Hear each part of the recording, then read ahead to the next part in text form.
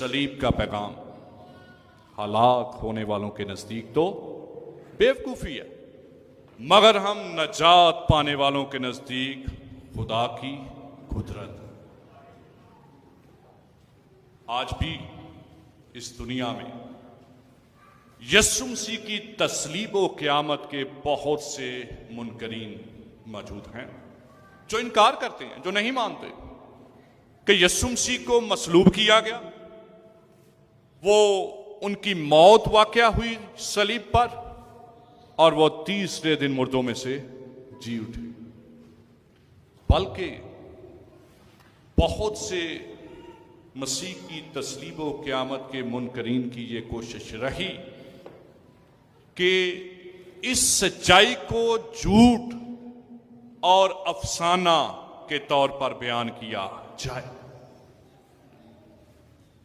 इस दुनिया में एक बहुत बड़ा लीडर हुआ और उसने बाकी तमाम मज़ाहब के लीडर्स को इकट्ठा किया और कहा कि आप सिर्फ ये साबित कर दें कि यीशु मसीह की सलीब पर मौत वाक़या नहीं हुई और वो तीसरे दिन मुर्दों में से जिंदा नहीं हुए, मैं मसीहियत का दुनिया से नामो निशान मिटा दूंगा। लेकिन वो शख्स खुद इस दुनिया से मिट गया, लेकिन ये सच्चाई आज भी कायम है कि यीशु मसीह हमारे गुनाहों के लिए सलीब पर मुआ और वो तीसरे दिन मुर्दों में से जी उठा। ये बाइबल मुकद्दस की ऐसी सच्चाई है जिस पर हम ईमानदारों को ईमान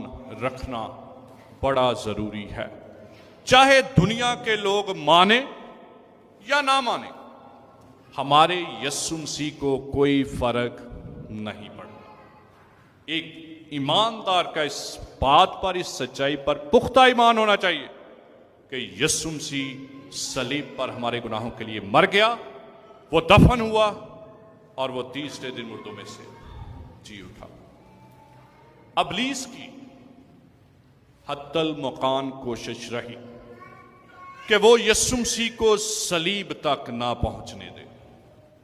अगर हम बाइबल मुकद्दस के पढ़ने वाले हैं, बगौर पढ़ते हैं किताब मुकद्दस को, तो मैं यीशु मसीह की पैदाइश से लेकर सलीब के सफर को चंद मिनटों में आपके सामने रखना चाहता हूं। जब यीशु मसीह की पैदाइश हुई तो उसी वक्त अबलीस ने यह कोशिश की कि यीशु मसीह जो दुनिया का नजात दहिंदा है, जिसके बारे में पैदाइश की किताब में ही खुदा ने यह पेशनगोई कर दी कि वो नजात दहिंदा औरत की नस्ल से होगा और वो अबलीस के सर को कुचलेगा, वो अपने लोगों को उनके गुनाहों से नजात बख्शेगा। अबलीस की मसीह की पैदाइश के वक्त ही कोशिश थी कि वह उसे मार दे। वहां पर हेरोदीस को खुदा ने अबलीस ने इस्तेमाल किया। हेरोदीस के जरिया से हम देखते हैं कि जब मजूसी उसके पास आए, उन्होंने कहा कि एक बादशाह पैदा हुआ है और हम उसे सजदा करने के लिए आए हैं। तो हेरोदीस उस वक्त यहूदियों का बादशाह था, उसे बड़ी परेशानी लाहक हुई। उसने कहा, कौन बादशाह? मेरे अलावा कोई और भी बादशाह हो सकता है? उसने कहा, जाओ उसकी बाबत सही सही तहकीक करो और जब तुम्हें मिल जाए तो आके मुझे भी बताना। मजूसियों ने जब उसे सिजदा किया तो वो फिर दोबारा उसके पास वापस नहीं गए, हेरोदीस के पास। हेरोदीस ने 2 साल के बच्चों को कत्ल करवा दिया। 2-2 साल के जितने भी बच्चे थे, उसके पीछे उसकी सोच ये थी कि वो बादशाह, वो नजात दहिंदा जो पैदा हुआ है, वो भी इन्हीं में कत्ल हो जाए। लेकिन खुदा का मंसूबा कुछ और था। खुदा ने मुकद्दस यूसुफ को कहा कि तू अपनी बीवी मरियम को और बच्चे यस्सु को मिस्र को ले जा, और इस तरह से खुदा ने उसे जिंदा रखा। फिर हम देखते हैं कि यीशु मसीह ने जब बपतिस्मा लिया और बपतिस्मा लेने के बाद वो 40 दिन तक बियाबान में अबलीस से आजमाए गए। वहां पर अबलीस ने यीशु मसीह के सामने बड़ी आजमाइशें रखी और जिनमें से एक खास आजमाइश ये थी कि अगर तू मुझे सिजदा करे तो ये सारी शान शौकत जो तू देख रहा है मैं तुझे दे दूंगा और तुझे दुनिया का बादशाह बना दूंगा। लेकिन यीशु मसीह ने उस बादशाहत को जो दुनिया की बादशाहत है ठुकराया, क्योंकि वो इस दुनिया का बादशाह नहीं है बल्कि वो खुदा की बादशाहत का बादशाह है। यहीं तक नहीं, अबलीस ने उसे ये भी कहा कि तेरी बाबत तो लिखा है कि अगर तू अपने आप को यहां से गिरा देगा तो खुदा अपने फरिश्तों को हुक्म देगा, वो तुझे अपने हाथों पे उठा लेंगे, तो तू ऐसा कर।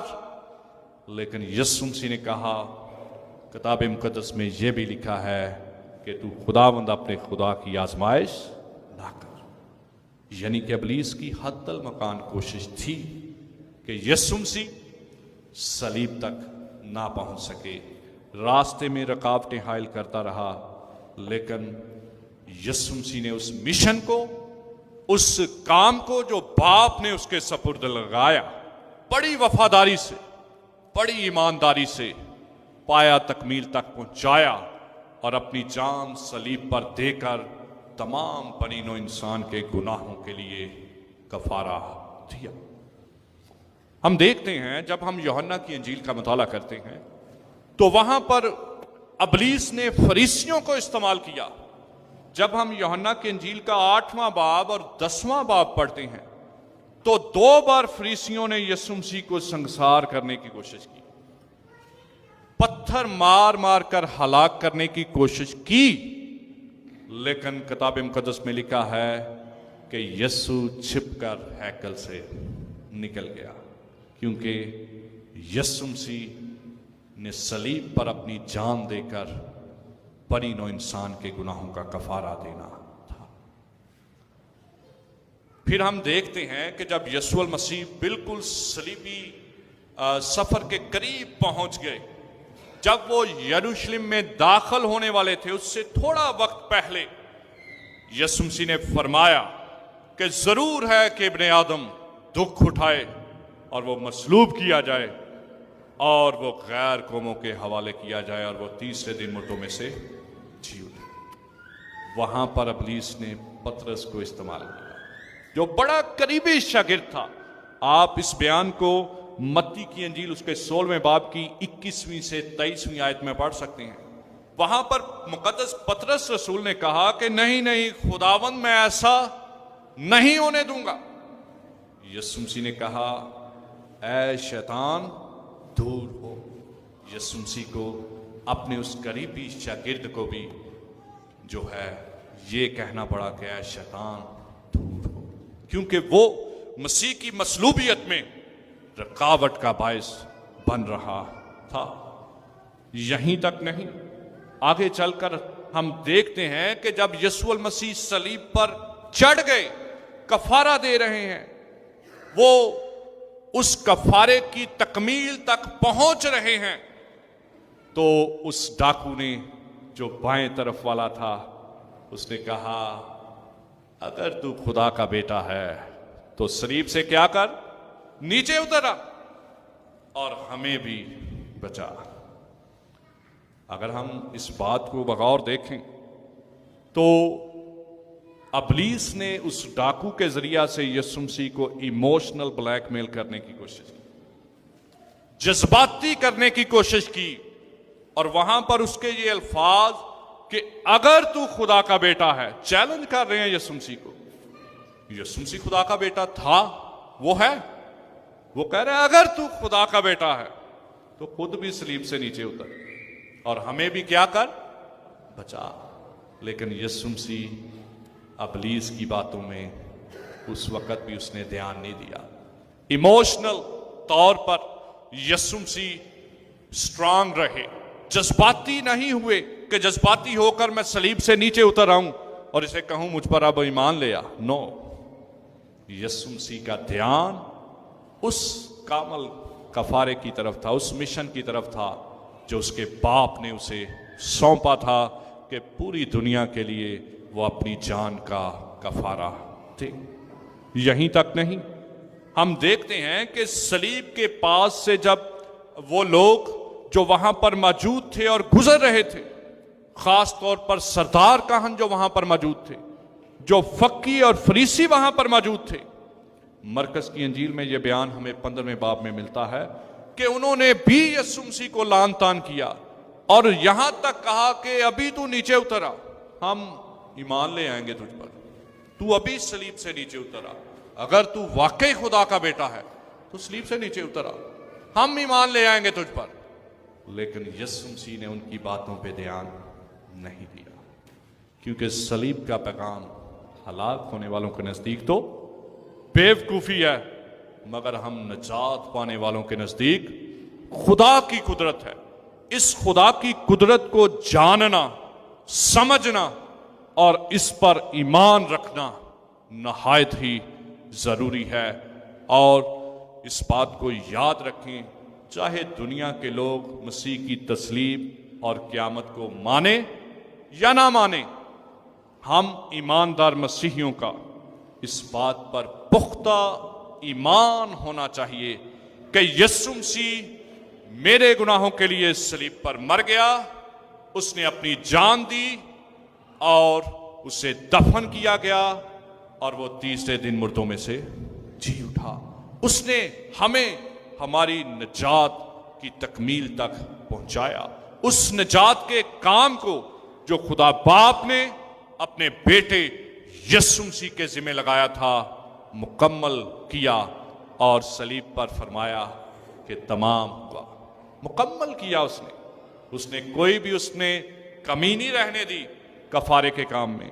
जब हम इब्रानियों के खत को पढ़ते हैं तो इब्रानियों का मुसन्नफ बयान करता है कि वो अपना ही खून लेकर पाक तरीन मकान में दाखिल हो गया और उसने हमारे गुनाहों से हमें अबदी खलासी दिलाई। अबदी खलासी, हमेशा की नजात उसने अपने खून को बहाने के वसीला से हमें बख्शी।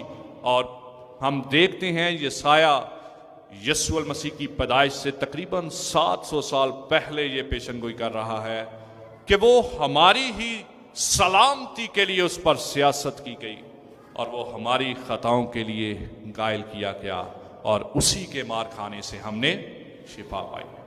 मेरे अजीजों, आज जो अमली चैलेंज मैं आपके सामने रखना चाहता हूं, हमें इस सच्चाई पर, इस अंजील पर, इस खुशखबरी पर पुख्ता ईमान रखना है कि यीशु मसीह किताब मुकद्दस के मुताबिक सलीब पर हुआ, वो दफन हुआ और तीसरे दिन किताब मुकद्दस के मुताबिक मुर्दों में से जी उठा। इसी के वसीला से हमारे गुनाहों का कामल कफारा हुआ और यीशु मसीह ने इंसान का खुदा बाप के साथ दोबारा मिलाप करा दिया। खुदावंद यीशु मसीह ने इंसान और खुदा की सुलह करवाई, वो दरमियानी बना। और तमोथियस को खत लिखते हुए पौलुस रसूल बड़े वाज़ेह तौर पर बयान करता है कि खुदा और इंसान का दरमियानी एक है और वो यीशु मसीह है। मेरे अजीजों, यीशु मसीह की सलीबी मौत उसने हमारे गुनाहों के लिए बर्दाश्त की ताकि उस पर ईमान लाने के वसीला से हम हमेशा की जिंदगी के वारिस ठहरे। और इस सच्चाई को यूहन्ना अपनी अंजील के 3 बाब की 16वीं आयत में यूं बयान करता है, क्योंकि खुदा ने दुनिया से ऐसी मोहब्बत रखी कि उसने अपना इकलौता बेटा बख्श दिया ताकि जो कोई उस पर ईमान लाए वो हलाक ना हो बल्कि हमेशा की जिंदगी पाए। खुदावंद हमें ये फजल और तौफीक दे कि हम हमेशा इसी ईमान में कायम और दायम रहें। खुदावंद आप सबों को बरकत